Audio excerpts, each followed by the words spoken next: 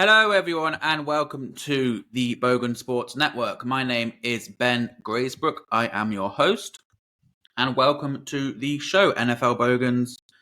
We are going to be looking at everything NFL, and we're going to dive straight in today and look at three teams that we are buying for the upcoming 2023 season and three teams that we are selling.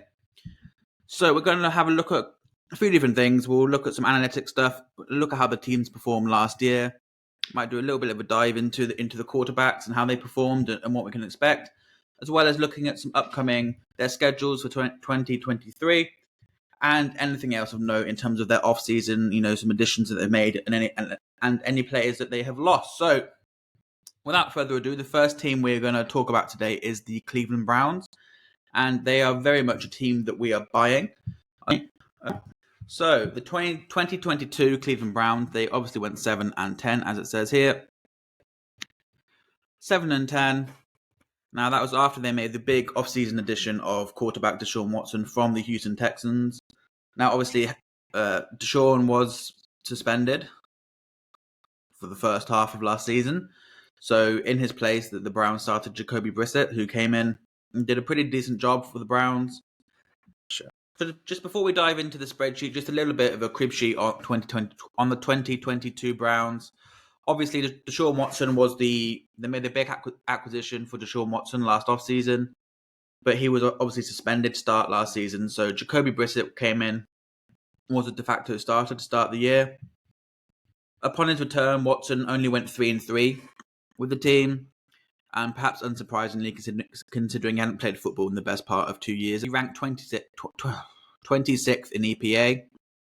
Again, not a huge surprise. Looked predictably rusty. And so just to dive into a little bit more of how the Browns perform, we can see here, so in close games or in games decided by one score or less, the Browns went 2-6, which is a 25% win rate. So really anything that sits below 40% in this category would be considered underperforming.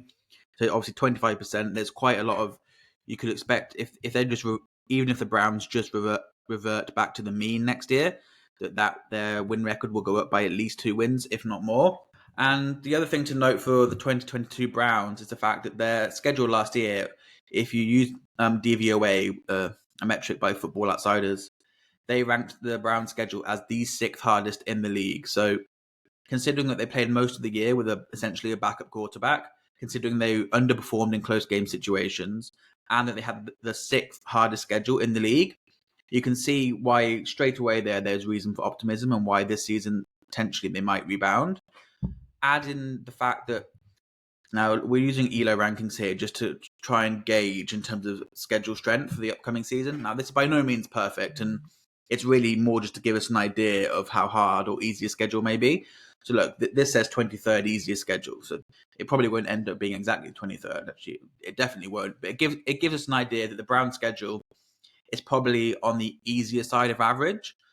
So again, something just to note in terms of if they played a really hard schedule last year with essentially a backup at the quarterback position, if Watson can come back this year and return to anything like the level that he showed with the Houston Texans, there's already 3 or 4 pretty strong arguments there while looking at the statistics why you could argue that the Browns could bounce back. Now, a few things to touch on in terms of just how the Browns performed. Really, their biggest struggle all year was defensively, and we can see here that by EPA, expected points added here, that the Browns defense ranked 31st. So they're the second worst unit in the league, and they were an absolute disaster against the run. They couldn't stop the run all year. Unsurprisingly, they fired defensive coordinator Joe Woods. To boot, the fact that they were just bad against the run, but they were extremely unlucky. They were the last in the league in fumble recovery rate. Kickers went 4-4 over on kicks over 52 yards, and all 4 of those kicks came in one-score losses. So again, just an incredibly unlucky team there when looking at the numbers. Overall, we've looked at their one-score game record, but the Browns were 1-4 in games decided by 3 points or less, and as we said, 2-6 in the one-score game situations. So just unbelievably continually came out on the wrong side of close games. And so, like we said earlier, if that just reverts even slightly back to the mean there, you can expect a pretty sizable jump in the win column. In terms of off-season additions and subtractions, they've really gone after the wide receiver position. They added Elijah Moore, who they brought in from the Jets, obviously. Had a fairly productive couple of years in New York after being drafted in the second round, but for whatever reason, that relationship seemed to be breaking down. Comes into the Browns team and honestly should have a fairly sizable target share in this offense. And like, again, a lot of what we say is going to hang on to Deshaun Watson. But if Watson and Moore can get going, he could easily turn into a high-end number 2 sort of target for Watson. So that's a nice acquisition. They brought in Marquise Goodwin, who will man the slot. Decent acquisition.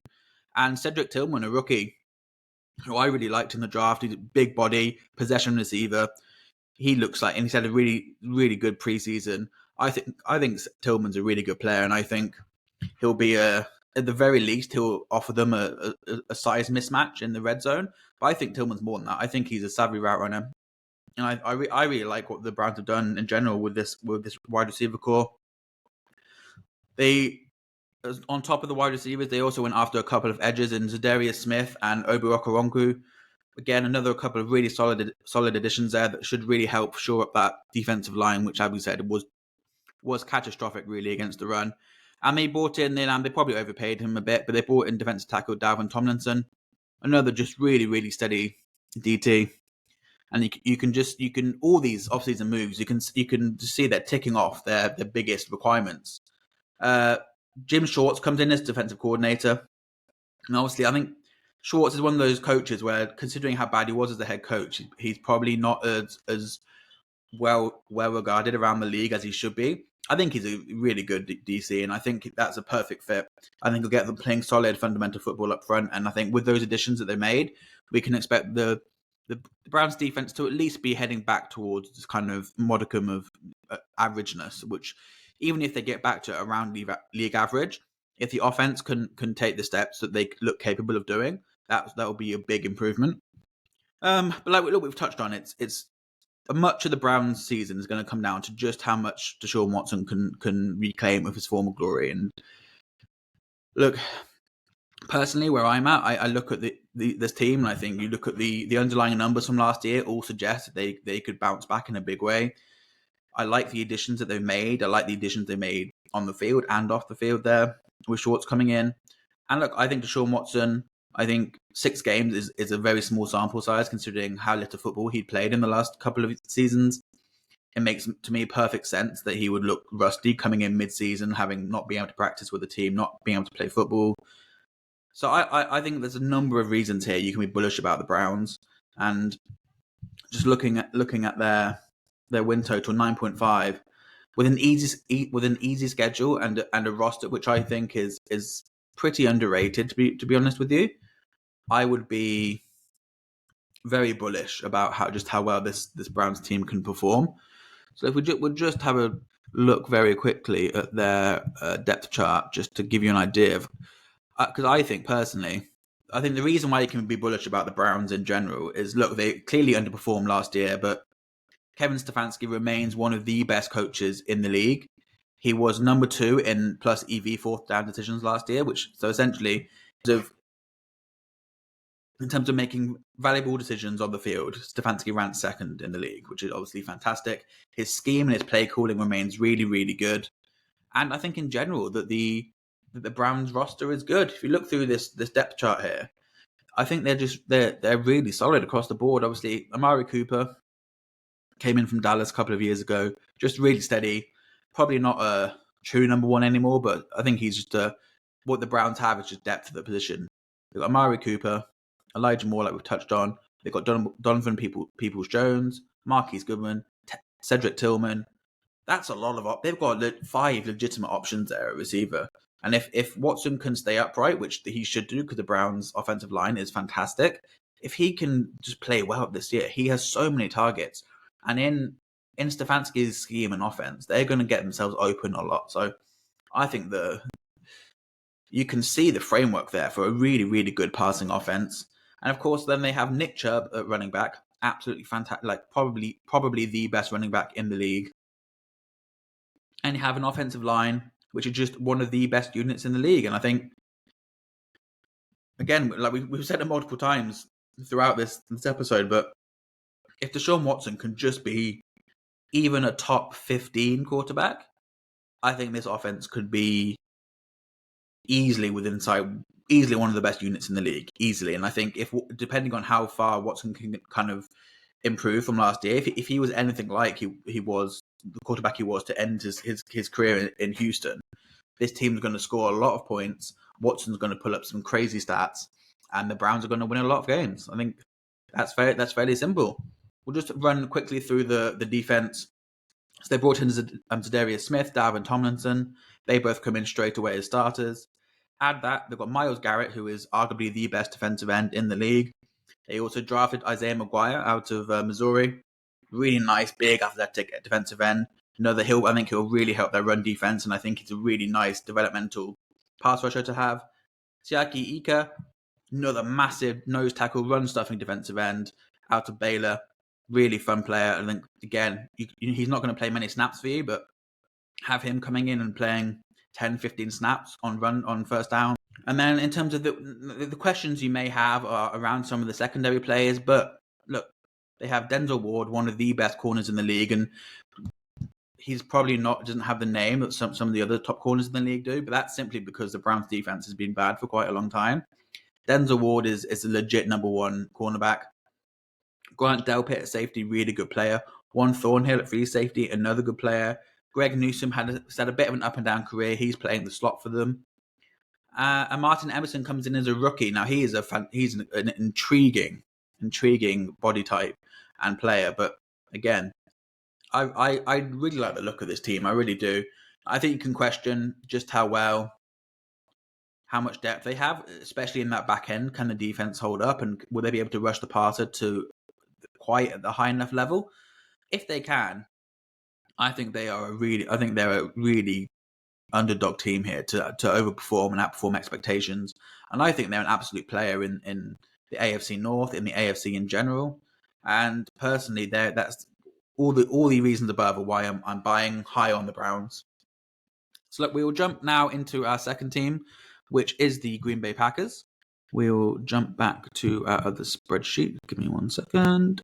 So, the Green Bay Packers, one of the most disappointing. We have to get this out of the way first. They were absolutely one of the most disappointing teams in the league last year. They had an easy schedule, and despite that, they were completely unable all season to get anything going. Aaron Rodgers looked like Father Time had finally caught up with him. He looked like he'd taken 2 steps backwards, not even one, ranking 21st in EPA. The wide receiver room in Green Bay crumbled around Rodgers, and it was just a mess. Now, their only saving grace was the run game, and they had that 2-headed monster in the backfield with Aaron Jones and A.J. Dillon. Obviously, the fact that they have those 2 running backs means at the very least that they do keep the offense balanced, and they do run the ball a lot. But that didn't do anything to help them last year. They were just really terrible across the board. And, for all the issues on offense, the defense was seen by many in the preseason. They were going to be one of the, a top 5 elite defensive unit. And they were terrible all season. They were, very, very similar to the Browns. They were incapable of stopping the run, and they were only okay against the pass. They ranked 26th in EPA, and really they were just one of the big disappointments of any unit across the league, to be honest with you. They did all that despite having top 8 injury luck across the league, so they really weren't affected too much by injuries. So look, those are the negatives out the way with the Packers. Obviously, Rodgers is gone this year. They finally get to have a look at what Jordan Love can do for them. Jordan Love, who is now crazily in his 4th year in the league and has today only thrown 83 passes in his career. So essentially a complete unknown there as a quarterback option. But the clock had been ticking on Rodgers' time in Green Bay, and it was clear that for all sides were wanting to move on. I thought the Packers did a really, really, really good job of extracting the max value they could out of Rodgers, considering there was absolutely no chance they could bring him back or have any interest in prolonging his career from both sides. That was done and dusted. So the fact that they managed to get the draft capital they did out of the Jets, I thought was very good. Look, Love clearly a question mark and clearly unproven in the league. I would say from what we've seen in preseason, I mean, he was even unproven as a prospect to some extent. He was seen as a project, and he hasn't even got a chance to showcase what he can do there. So clearly a massive question mark at quarterback. But what I would say is what we've seen in preseason looks promising. Love looks like he's aggressive throwing the ball. He looks accurate. He looks big. He looks strong. I think you can be pretty bullish that he's going to be completely fine as a starting quarterback. I don't think he's going to be a negative at this point. I would say what may hurt him is the rest of the offense around him. The Packers did try and upgrade at wide receiver. They added Jaden Reed and Luke Musgrave in the draft. Jaden Reed, fun player, wide receiver out of Michigan State. Can do a little bit of everything, can play out wide or play in the slot. Not the biggest, but he kind of plays bigger than his frame. Look, not to use the phrase too much, he is, hashtag quotes fun. But he's a fun player, and I think he'll have a role to play in that offense. Musgrave, again, receiving option, big body. Those sorts of players tend to need time, so I have to see how much that he can contribute out the gate. And then the Packers are really going to need to see some improvement from the players who they brought in the year before. So that will be Christian Watson, the wide receiver, and Romeo Dubes. And Dubes? I don't fucking know. Watson, he was this big, green, athletic receiver they brought in. Showed flashes towards the back end of last season. Now, if he and Love can come out the gates hot and with a connection from training camp, that will be a big plus for them. But for me, I think questions still remain as to just they're going to need a couple of receivers to step up. Can Watson do it consistently enough, or is he that, and can he be someone who doesn't just make the odd explosive play, but can he be fed 15 targets a game if needed? And can he come down with 10 catches for 120 yards? So look, I think I understand there are questions there. On the defense, they surprisingly again kept Joe Barry the second year in a row. That's somewhat of a surprise considering he's essentially been in charge of two units in back-to-back years which really underperformed. If they can at least, if the defense can bounce back to some degree and get back to being even just a league average unit, then I think there's reason why you can be bullish there. And I think, look, we have to, if you're like me and buying into the Packers, I think we have to accept they're going to be a high variance team. I think there's going to be weeks that they're going to look good. And I think there's going to be weeks that they're going to look bad. The defense will get scored on and the offense will be able to score. I think we have to accept that. But for me, I look at it and I think the NFC North, I think it's not at all a great division, sorry. I think the Packers in Matt LaFleur have by far and away the best coach in the division. And I think there's question marks about the rest of them. I think the Lions, very crazy season last year. Obviously, they came out disastrous and they finished the season really strong. I think they're clearly a good team, the Lions, but I don't buy them as this kind of sneaky Super Bowl team suddenly. I still think that's a team that is full of holes, and I think their draft was one of those draft classes where in a couple of years you can look back and go, well, that was a missed opportunity. The Vikings were the single most overperforming team in the league last year. They won every single close game on their schedule. They went 8-0 in those situations, so massively overperformed. I think that's a rebuilding team. They're a roster which is essentially, I think they're trying to tank for this season and then to try and start their rebuild afresh next year. They just as before I recorded this, they saw they gave TJ Hawkinson an absolutely crazy contract. Hate that, and I don't think I'll be fairly bullish that the Packers will be a better team than the Vikings this year. And the Bears, they're trying to rebuild around Justin Fields. I like Fields as a player to watch. I still think that team is going to be incapable of really throwing the football with any sort of efficiency. And I think defensively, they spent an absolute ton of money on the most unvaluable positions on defense this summer. That's an interesting strategy. If I'm any other team, I'm not worried by the money they've spent or the players they've added there. And I don't love what they've done. So look, for me, I'm backing LaFleur, I'm backing Jordan Love, and I'm all on board the Packers. Look, their win total on the spreadsheet here says 7.5. That might have changed since we did this, but look, 7.5. I'd be pretty aggressive. Their schedule this year by Elo, 22nd. So their schedule looks like markedly below average in terms of strength. It shouldn't be difficult at all. And I'm just all on board the Packers. I think they're the best team in the division. I'm going to be back. All right. The last team we will talk about in terms of teams we are buying is the New Orleans Saints. And really, the Saints are they're this odd team at the moment. It seems that since Sean Payton left, and even Drew Brees, they've seemed to be somewhat stuck in the mud. They've never really bottomed out, but to the same degree, they've never really been able to put together a full season where they can actually be legitimate competitors in the NFC. But despite that, they seem to have maintained like a very high level of players on their roster. It's really been the quarterback position that's kind of defined them. They've had Jameis Winston in there, Andy Dalton last year, and they've always just been kind of meh, and that team has been kind of meh. But I think, as we'll run through now, I think there's legitimate reasons to be fairly bullish about this Saints team. Look, last year, absolutely, again, they went 7-10, and that kind of just screams to you another mess season. But for me, that was a year where they were so much better than their record suggests. They were, if you look up by their units, on offense, they were ranked 10th, and defense was ranked 6th, but they only won 7 games all year. I mean, neither of those, that doesn't add up at all. So you can see out the gate how they underperformed. In terms of quarterback, obviously Jameis went down fairly early on in the season. Andy Dalton came in, was actually performed at a pretty good level, more than showed enough for him to stick around. He's like a low level starter in the league, but he's a high quality backup, Dalton.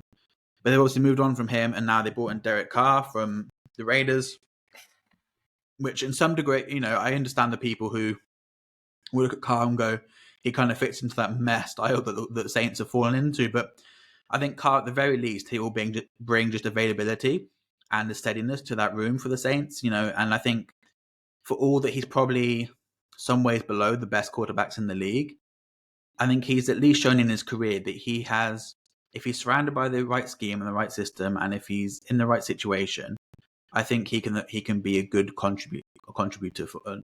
I think he can be a good leader of your offense, and I think he'll be able to, as long as the people around him are good enough, I think that offense will run well. So, look, I don't love the hire in terms, and I don't love nailing your mask to a quarterback such as Carr, because I think you are somewhat limiting the overall ceiling of your team, and you're bringing in at a time when he's obviously long past being on any sort of reasonable contract. So you are essentially overpaying for him. But look, I think he'll bring a steadiness to the ship that organization has been missing since both Brees retired and Sean Payton left the team. So I can get behind that move to some degree.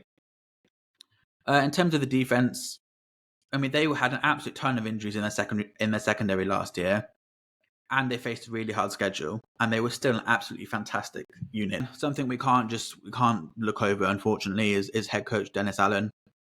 He is not to single people out or anything, but he is terrible. Dennis Allen, he was dead last in the league last year in terms of making plus EV decisions, which means essentially he was the worst coach at adding value to his team by his in-game decision making, and that is, we're seeing more and more. It's such an advantage to have aggressive and progressive coaches in this regard who can make the bold calls in big situations in games. Ranking dead last fits the bill for Dennis Allen. He always is towards the bottom of the league, and it may well be the reason why at some point the Saints move on for him, because for all that he seems a fairly decent defensive mind, he is hurting the team in multiple other ways, with this being one of the main ones. So look, that again, if you're like me and think the Saints are going to be a sneaky good team this year, Dennis Allen is not a reason for that. Just to touch more on, they ranked 29th in EPA due to turnovers, and then they were 32nd in EPA gained from defensive turnovers. So they were bottom of both metrics in terms of they turned the ball over a ton with the ball, and then they were incapable of getting the ball back on defense. So again, that sort of stuff, while some of it isn't just noisy and just like that sort of metric, you would expect that even if that reverts back to the mean again, you should expect them to be far more towards league average than they were last year. A few other things to note. They lost the most amount of penalty yards on defense, so they were the most penalized team in terms of yardage on the defensive side of the ball, and they gained the third lowest amount on offense. So again, just ranking completely at the bottom of the league in terms of yards that they gave up with penalties and the yards that they gained back on offense. Again, something like penalties, fairly noisy metric there. You should expect that to somewhat revert back to the mean this year. And really, the big thing for why I'm so bullish on the Saints this year is, and this is the case for the whole of the NFC South. And really, I'm actually a Falcons fan, but I would be umming and ahhing kind of all summer looking at the Saints and Falcons as the two teams from the South who I think could make a run this year and be a surprise NFC division team, NFC conference team. And honestly, for the longest time, I've been pretty bullish about the Falcons and how they put together this roster and everything. But just coming out of training camp and seeing that final depth chart, I have a few question marks. And I think for all I like the moves that the Falcons have made to rebuild this roster, I'm just still not. I still think they're shaky at a couple of positions, and I still worry about some of their injuries at the moment. So I have come down on the Saints as my team here to get behind. As much as Falcon fans will hate me for saying that. But look, the Saints schedule is projected to be the easiest in the league this year, while the Falcons is projected to be the second easiest. But we can see throughout the whole division, even the Panthers and Bucks, look, are they going to face easy schedules? If you look at actually just the sort of team they're going to be at the Saints, they're probably only going to be an average, if slightly above average sort of team. That's the sort of range we're looking at. The same with the Falcons, but we are simply, their schedules are incredibly easy. But we see year on year, there are team after team after team who has an easy schedule and they're a competent team and they overperform simply due to the fact that their schedule is incredibly easy. And for me, look, you can make an argument for the Falcons. You can even make an argument for the Panthers if you wanted to. I just think they're a year away still. And for me, the Saints offer the least amount of question marks across their roster. And I still think that they've lost a lot of players on defense. They lost a lot of players to the Falcons, actually, especially up front. Along the defensive line and linebacker core. But I think for me, the Saints, the way they actually that defense is built, they're built from the back front. So I think that as long as their secondary remains intact and they keep those sorts of players on the back end, I still think they're going to be operating at a high enough level that it won't hurt them too much. That's the hope anyway. Look, by no means guaranteed, but that's kind of my thought process there. We'll just look quickly at any of the additions they've made. So look, we touched on the players that they've lost. Look, Marcus Davenport has gone. He went to Minnesota on a 1-year contract. Caden Ellis went to Falcons. David Onyemata went to the Falcons. The only player of note really they brought in all summer was running back Jamal Williams, who probably helped them in the red zone. He's a good red zone runner, but apart from that, I don't think he adds much.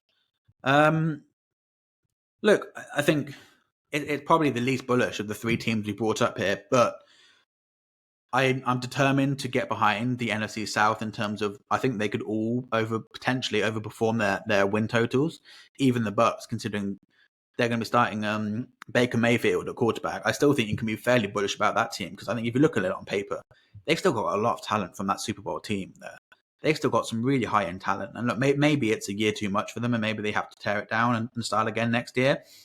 Mayfield has not shown much at all in his career and maybe he's just a complete disaster. But for me, with how easy these schedules look, I'm more than willing to invest in some of these teams and back them. So for me, I'll be backing both the Falcons and the Saints to be overperforming their win totals. And I'm going to be getting involved in some New Orleans to win the NFC South, to win the NFC, to have the best regular season record, all those sorts of things. So look, we can see here just, again, these numbers may be slightly out of date, but they are 17-1 or 6% chance to win the NFC, and they have 2.2 or they have a 45% chance, so they are the favourites to win the South. I still think that's, like for me, I wouldn't get involved in the South at the moment. I'd actually probably wait to see whoever gets off to the slower start, back them, and then hope that reverts back, and then you can maybe have both running for you if that's your inclination. But I think 17-1, considering how easy that schedule looks, I would be massively on board with taking some of that now and letting that run for the season. The same with the Falcons at 26. I think those two teams do look fairly set up to be able to make a run and have good records this year. And I think those numbers will get shorter. So look, that's going to wrap us up for the first part of this show in terms of looking at teams we're going to get behind. The second part, we're going to unfortunately be looking at some of the teams that we are selling and who we are not as positive on. for the upcoming season. So the first team we're going to look at in terms of one who we think maybe won't perform as well as some others do this year is the New York Jets. Obviously, the big acquisition the Jets made this offseason was bringing in Aaron Rodgers from the Green Bay Packers, who we have already talked about on this podcast. And really, the Jets were a team of two halves last year. They had an absolutely fantastic defense. As we can see, they're ranked 6th in EPA, and they were the 30th ranked offense by EPA.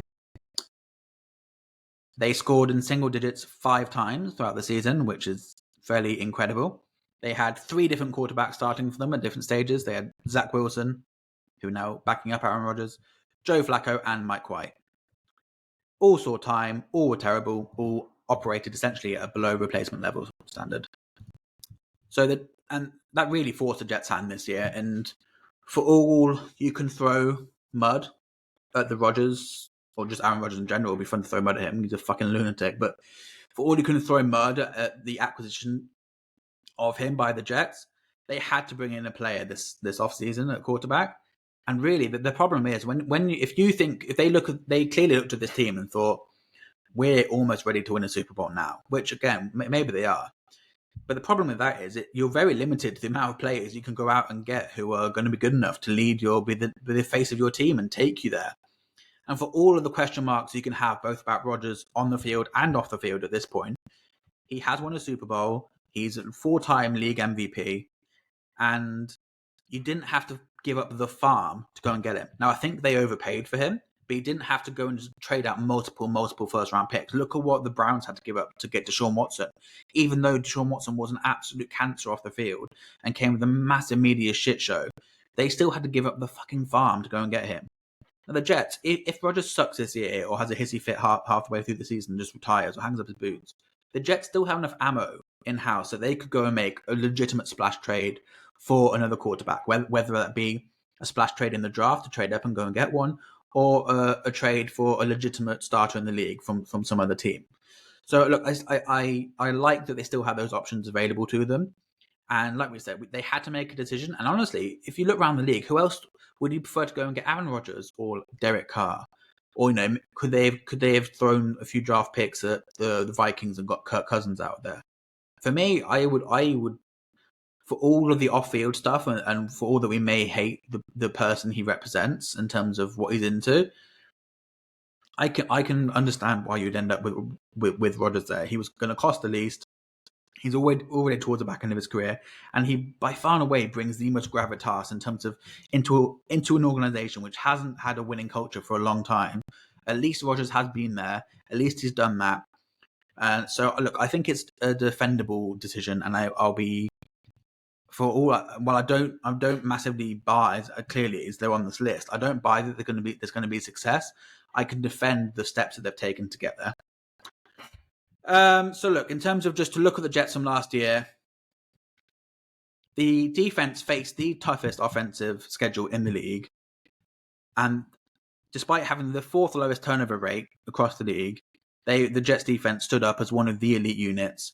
And they were really led by rookie Sauce Gardner, the cornerback out of Cincinnati, who has quickly turned into, if not the elite lockdown corner in the league, one of them. He is man coverage, he's long, he's in your face, he's cocky, just a fantastic player. And he is in partnership with his fellow cornerback who plays opposite him, DJ Reed. They are probably the best 1-2 duo in the league in terms of having in terms of the combo that they have there in those two.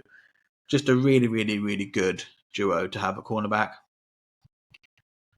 However, for all their secondary and their cornerback play last year was fantastic, they suffered the lowest amount of negative impact due to injuries of any team in the league. That will 100% revert back and come back to hurt them this year. And there's no way that you can be the least impacted by injuries and then have that success continue into next year. And really, that would suggest actually they're probably going to be hurt above average in terms of injuries this year. And that unfortunately is just how those things tend to go. Just to give you an example of their top 3 cornerbacks last year, not one of them missed a single game throughout the season. And that really is just that's a stat that you never see for any team. And with cornerback play in particular, it's, as every team will tell you now, it's that unit can be defined by your bottom three players on the depth chart as opposed to your top three. The fact that their starters never missed a game all season just speaks to the luck that they had last season in that regard. So I think we can really expect the injury bug to potentially come back and hurt them this year. Other reasons why I think they'll struggle, if you go across to their... Now look, last year they had the number one hardest schedule. This year they're only ranked up 9th. But look, that, as we said, that ELO ranking is by no means set in stone. Their schedule looks difficult. It really does. It's hard out the gate. And I think for me, the one thing we have seen with these veteran quarterbacks changing positions, these sorts of things take time. And considering where he plays and considering where the Jets seem to be at in terms of, they seem to be, obviously they've been on Hard Knocks this year. The fan base is obviously, they play in New York, obviously, so there's always a big media storm.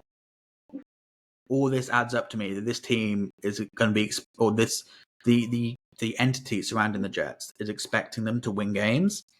And I think if they come out the gate slow, if Rodgers isn't firing on all cylinders, if it takes a bit of time for everything to gel, I can just see that situation quite quickly spiraling.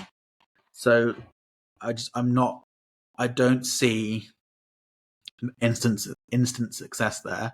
And I think of all the teams in the league, the Jets will be fairly high up the ladder in terms of one of teams whose threshold for success would depend on them being good out the gate. Because I just think there's a lot of, they're a young team. They had success last year. They've got this volatile quarterback who's essentially come to the point where he is not afraid to start kind of slandering certain parts of whatever of his team, his teammates in the media. Like for me, if things start to go south, I will just worry about how that situation unravels. So that for me will be an issue. And look, I wouldn't at all be surprised if they do come out slow and then kind of towards the mid-season things start picking up. But that it might already be too late for them at that point, just depending on how everything goes down there. If you're a Jets fan screaming at your speaker right now, that's completely understandable. For all he did underperform last year, and it was the worst year of his career. And Rodgers did have a finger injury last year, so there was legitimate reason why he didn't play well. And that Packers wide receiver room was really bad. So clearly reasons there. Look, I just still have my question marks. I still have question marks. That we can have a look at their depth chart in a sec. I still don't love what they've done in terms of their wide receiver room. And I personally, I would still have questions there. If you look at... So they've obviously got Garrett Wilson, who came in last year. Looks like a good wide receiver. We'll have to prove that he can be essentially a number one. But he looks like a good player. They brought in Alan Lazard from Green Bay. Big-bodied wide receiver. Really, really good run blocker, which is kind of an odd thing to say about a wide receiver. And honestly, that might be his best trait. He's probably one of those players. He'd probably, like, his ideal role on a really good team would probably be a high-end number 3. The Jets are probably going to have him ask him to be a number 2, which is fine. That's essentially the role he played in Green Bay. And then they've got either Randall Cobb again, he follows Aaron Rodgers around now, or Mecole Hardman again. Speedster, came over from Kansas City, but has never really shown any sort of consistency apart from the fact that he can run really fast. For me, the big area of concern for the Jets will be to what extent can this offensive line keep Rodgers healthy? Because really the unwritten story out of Rodgers' career in Green Bay was that he had essentially for most of his career, he had one of the best, if not the best, pass blocking line in front of him. And they were able to keep him essentially as clean as any quarterback year upon year. And while we saw Rodgers, obviously he was injured last year, but when that line wasn't as good, his plays has really fallen off a cliff. I think it's understated how much he struggles versus pressure. And I think if this Jets line starts to struggle or does struggle out the gate, that's another thing to watch. Is just how clean they can keep Rodgers. And if he starts taking hits early and they're not winning games, again, I can just see, personally, I can just see that situation. I can see it getting a little bit ugly in terms of a bit petulant when things don't go Rodgers' way. So, look, definitely something to watch. They've got Breece Hall at running back, who's obviously coming off the injury, but he looks like one of the up-and-coming running backs in the league. They brought in Dalvin Cook, who obviously was cut from the Vikings. Look, Cook, another player. I'm surprised that they've added him, considering they have Michael Carter waiting in the wings there, and Carter looks like a good up-and-coming kind of third down scat back type. But look, maybe they're going to really commit to running the ball a lot, and maybe that's something that Rodgers has asked for, similar to what they had in Green Bay, that double-headed approach at running back, and they're going to really try and keep the offense balanced. Look, that makes sense to some degree, and that is what, I wouldn't be surprised if Rodgers is getting what he wants there. On defense, look, here we can really see the strength of the team for the Jets. Carl Lawson, just really good defensive end. Look at the depth they have here. Jermaine Johnson, another first-round pick, another good up-and-coming young edge. He's backed up by Will McDonald, first-round pick this year, another really athletic, really exciting young edge, can move around a bit, can play a few positions. I really like that depth they have at edge. They have also got Michael Clemens and John Franklin Myers, two veterans on the other side as well. For me, I think the real strength though sits in those three players, in Lawson, who is essentially probably a veteran at this point, but Jermaine Johnson and Will McDonald, they're probably your kind of starters for the next few years. Quinnen Williams, obviously one, it took him a little while to get acclimatized to the league, but he is one of the best interior players. And then CJ Mosley, one of the best off-ball linebackers. Quincy Williams is a good player. We've already talked about Sauce Gardner and DJ Reed. But look, Michael Carter is a really, really good nickelback. And that secondary is such a good unit. And look, again, it's not the sexy thing to have a defensive mind as your head coach. You have to acknowledge how well the Jets have managed to turn that unit around. And look, while I think there's reasons to think that they may struggle in terms of, I think the injury bug may bite them this year. It's definitely going to bite them more than it did last year. And while the schedule is hard, you still have to appreciate how good this unit is on paper. So look, we'll just finish up here. I am more than happy to buy low on the Jets this year. And I think the 9.5 win total, I think that's high enough, and I'll be taking the under. Okay, and the next team we're going to talk about in terms of our underperformers is the LA Rams. Now, while the Jets may be somewhat of a surprise, I think the Rams are a more straightforward selection here. I think a lot of people look at this team and think they're gonna struggle this year, and while it may not be original, I 100% agree. I think it was even clear during their Super Bowl winning season, this was a team and an organization they were essentially selling their soul to win the Super Bowl. And if it didn't go well, or even if it did go well, as it actually did, this was a team made out of, it was made out of paper essentially. And it didn't take much for that to start to crumble. And look, last year, they were obviously coming off the Super Bowl, but it seemed almost instantly this team went from the best team in the league in terms of they were the Super Bowl champions to literally they were, within a couple of weeks, they were the bottom dwellers again, and in there with the absolute, the runts of the league. And it really is kind of fascinating, just as I am so invested in watching how teams go about this kind of roster building and how they go about acquiring talent and how they go about the year-on-year progression of teams.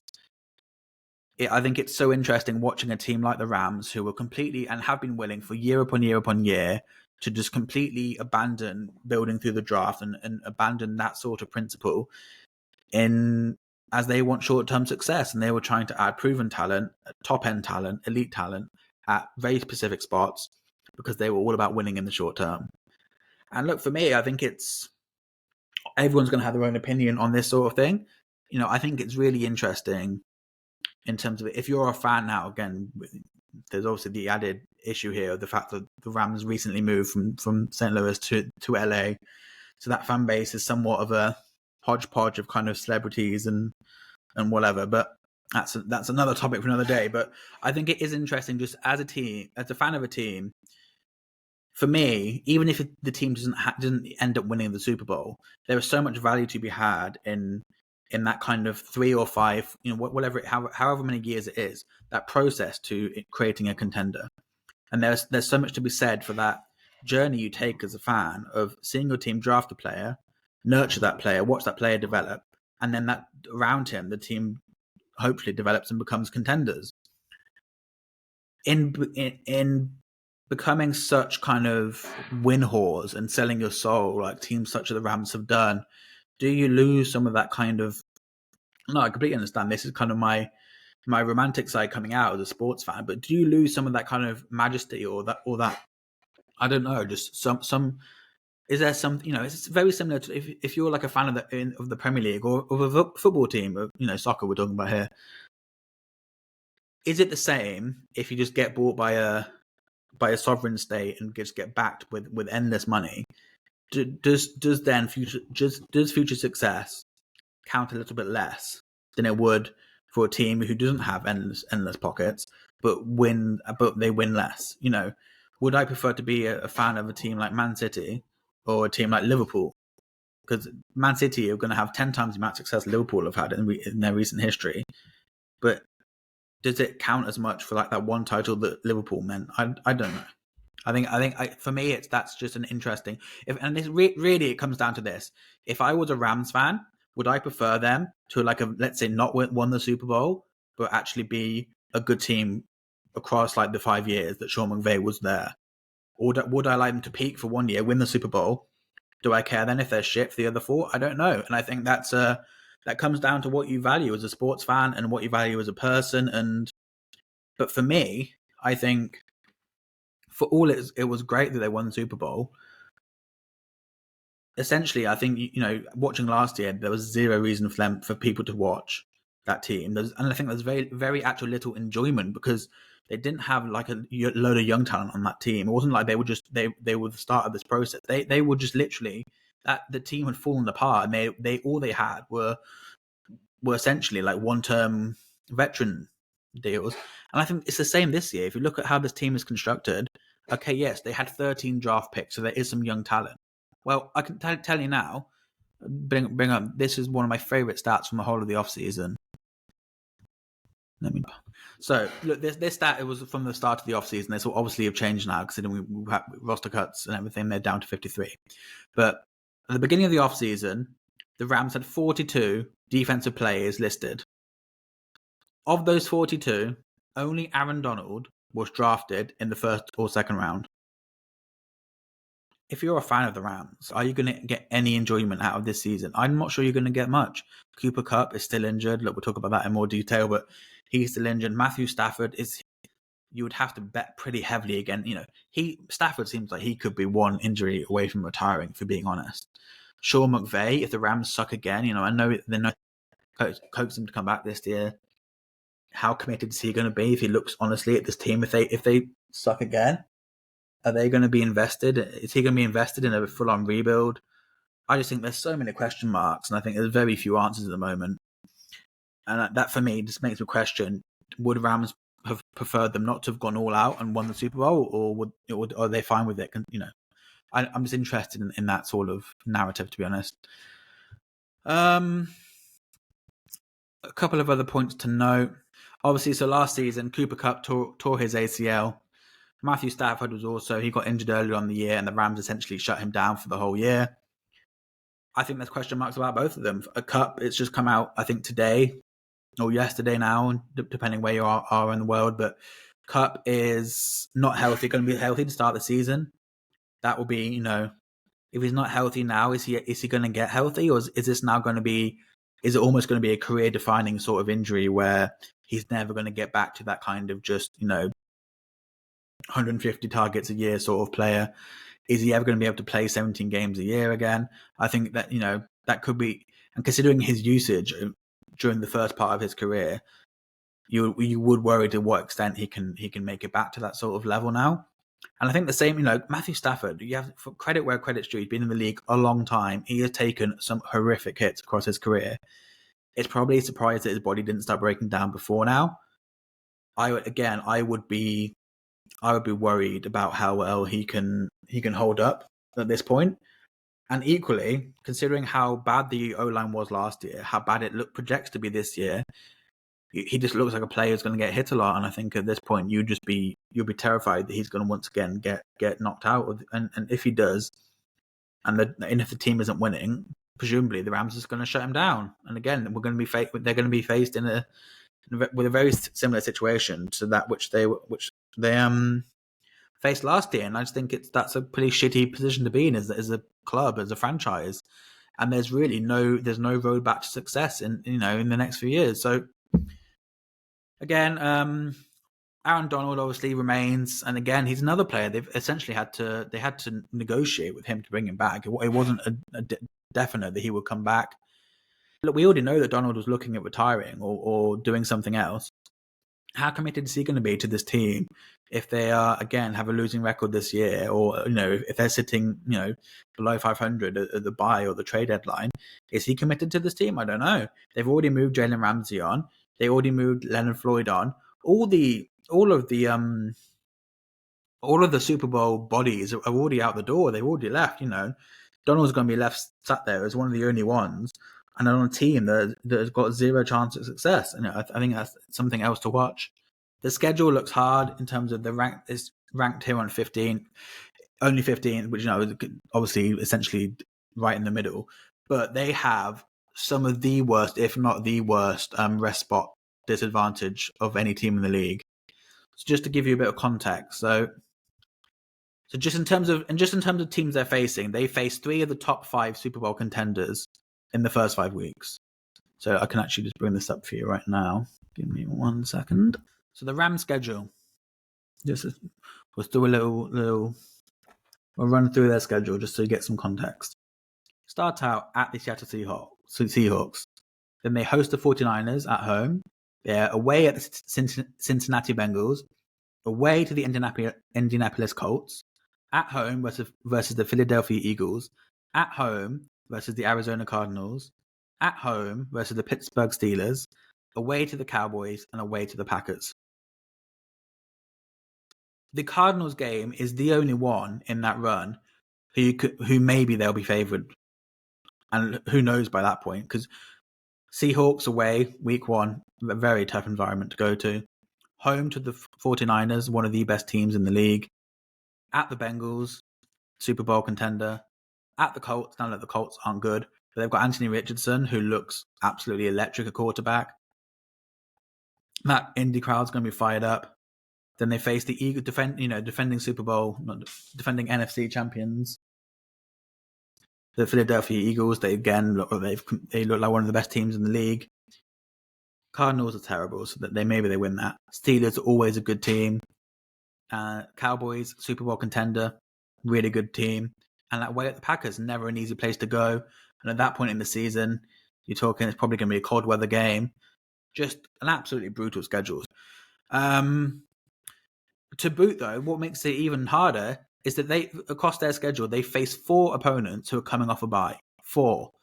So just they're in such a disadvantage then in terms of their opponents that they face. Not only are they difficult opponents, but there's so many where they're just massively disadvantaged by the rest spots. And look, for me, it all just adds up to the fact that they're going to struggle this year. They didn't sign a single free agent to anything more than a 1-year minimum deal.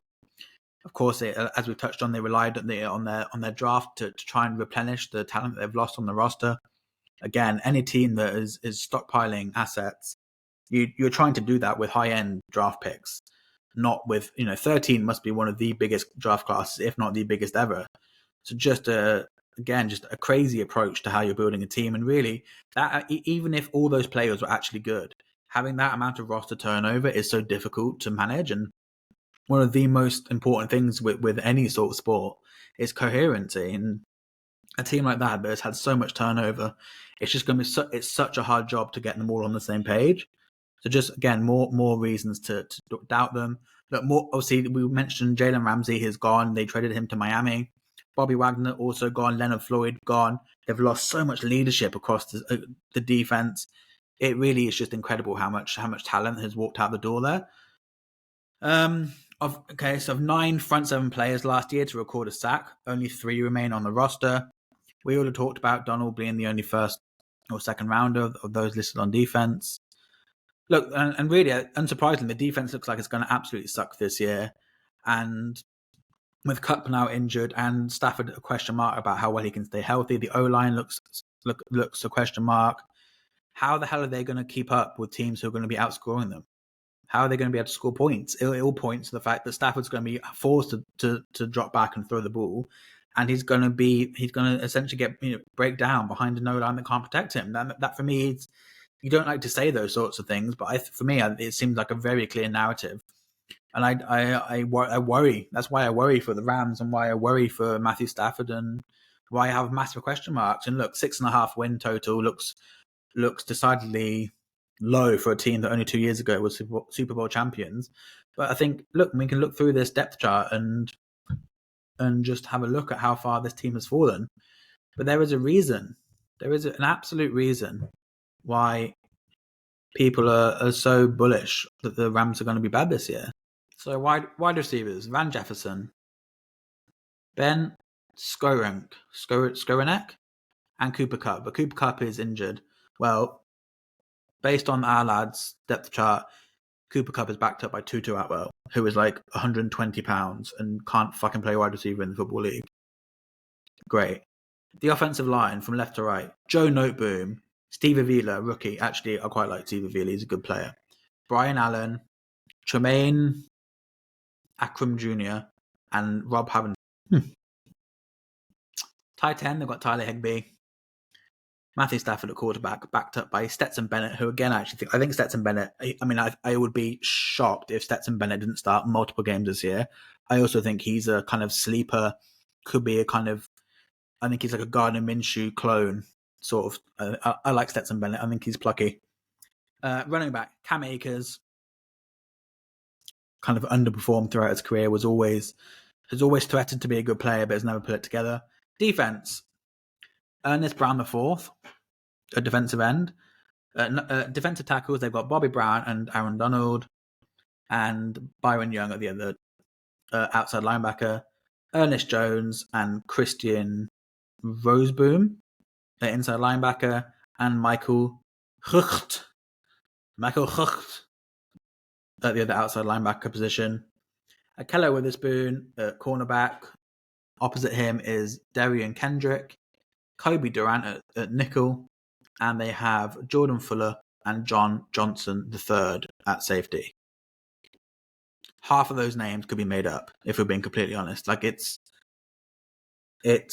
incredible how far and how bad that team looks. It really, I mean, even if Cooper Kupp was healthy, Van Jefferson and whoever the fuck that is at Ben, that's not an NFL roster. It's not even close. I like Steve Avila. Apart from that O-line is horrific. 6.5. They're going to win 3 games. If that. They are terrible. Next. Right, final team. It's got fucking miserable, hasn't it, talking about these bad teams? Jesus Christ. Last team to talk about, and look, maybe this will be a surprise, maybe it won't, depending on where you sit. But the New England Patriots. Just another team where I'm just kind of filled with what is there to get excited about with this bloody team, It wasn't that long ago, again, that we were in the midst of the Brady Belichick era, and it kind of, you watched every week and just like, how are we ever going to get out of this horrible rut of them just being the best team and just being horrible to watch, horrible, But it's Brady left, and instantly this team has essentially fallen off a cliff. And look, if they are bad again this year, which we expect them to be, it seems like the rumblings out of New England seem to be that Kraft may move on from Belichick. So it'll be really interesting to see what happens. But look, 2022, Patriots went 8-9. Offense was ranked 24th by EPA, defense 3rd. They had Matt Patricia came in as the offensive coordinator. And before the season started, people were saying, Bill, what the fuck are you doing? 5 games into the season, people were saying, Bill, what the fuck were you doing? And at the end of the season, people said, Bill, we fucking told you so. Absolute disaster of an OC. Offense was horrific. I mean, the personnel wasn't great. The scheme was even worse. And even though they faced a really, really, really easy schedule in terms of the defenses they faced, they were unable to do anything with it. Just an absolute waste. Defensively, as we can see, they were back to near kind of the peak Patriots, really, where against bad offenses, they were suffocating and elite, and against good offenses, they struggled. And that was always a story of kind of the Belichick Patriots, even when they were in their absolute pomp. Look, we can see as we can see on the spreadsheet here, their schedule is expected to be the hardest in the league. There's no way around it if you look at their opponents. They face 10 opponents who are in the top 10 of Super Bowl odds right now. So over half their schedule is going to be against the 10 teams favored for the top of the betting market for the Super Bowl. They have 13 opponents with an expected record of over 500. 13. So again, that means 75% of their schedule is going to be against teams who are going to have a chance, expected to have a chance at the playoffs. The only player of note that really added this offseason was Juju Smith-Schuster, who obviously comes in from the Chiefs. But again, we'll have a look through their depth chart here, and it's just... there is so little to get excited about if you're a Patriots fan. So at wide receiver, we have Devontae Parker, Kendrick Bourne, and Juju Smith-Schuster. The O-line from left to right, Trent Brown, Cole Strange, David Andrews, Mike Onwenu, and Riley Reif. Look, the O-line's good. I will give them credit there. That O-line's pretty neat. Hunter Henry is at tight end, backed up by Mike Gesicki. Not a horrific tight end room that. Don't mind either of them. Mac Jones at quarterback, and then they have Ramondre Stevenson and Ezekiel Elliott at running back. The running back room is pretty good, and the tight end room is pretty good. Mac Jones was bad last year. How much can he bounce back this year? Have to have a look. The O-line is pretty decent. The wide receiver room, though, just needs completely revamping. They did draft Demario Douglas, who is interesting. Again, but how much is he going to play for this Pats offense? I don't know. But they're desperate for like a legit number one receiver. And it seems like they've been desperate for that for the last 15 years, to be honest. So who knows if that's ever going to turn itself around. Defense, like we said, this is a good unit and will remain a good unit, even if they do struggle against the top offenses. Dietrich Wise, Davon Godchu, Lawrence Guy, Matthew Judon, Juwan Bentley, Jelani Tavai, Christian Gonzalez, the rookie out of Oregon at cornerback. He's a nice player. Should be really good in this scheme. He can be moved around by Belichick and he can lock down whoever they want to lock down on the other team. Kyle Duggar, one of the best up-and-coming strong safeties in the league. Adrian Phillips is a decent free safety. Jack Jones at cornerback and Jonathan Jones at nickel. So look, they've got 3 Joneses in the secondary. Jesus Christ. Look, the defense, no real questions there. And I think for the most part, Belichick always gets them playing pretty good on that side of the ball. It's all about the offense. And look, for all I don't mind Hunter Henry. I don't mind Mike Gesicki. Ramondre Stevenson's one of the best young running backs in the league, and Ezekiel Elliott should be able to, at the very least, be an okay backup there.